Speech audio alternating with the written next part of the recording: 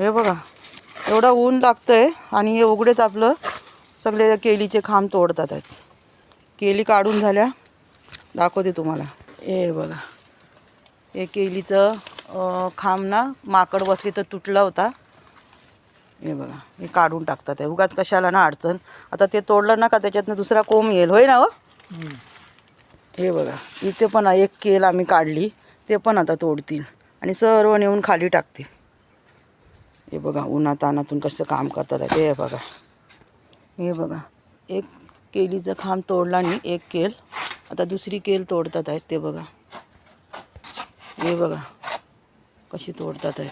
अडचणीमध्ये आहे ना ती. हे बघा हो हालते हा ती. सांभाळून तोडा पडेल ना त्या अंगावर. हे बघा यांना काय भीती नाही. हे बिंदास करतात सर्व.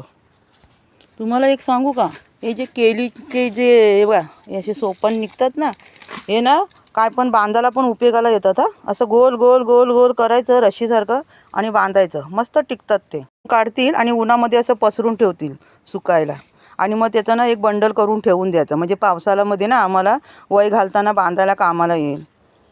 केलं तर सर्व होतं हो आहे की नाही. हे बघा कसं घेतात आहे आपल्या हातावरती झेलतात आहे. हे बघा बघितलं. असं आपल्या घरामध्ये कोणतरी करता माणूस हवा मग सगळी आपली कामं व्यवस्थित होतात. कोकणातलं आपलं घर खूप मोठं असतं म्हटल्याच्या नंतर किती कामं असतात होय की नाही. कसा वाटला माझा व्हिडिओ. आवडला तर नक्की लाईक करा. आता भेटूया पुढच्या मोठ्या व्हिडिओमध्ये. मी मोठे व्हिडिओ पण टाकलेत नक्की बघा मित्रांनो. धन्यवाद.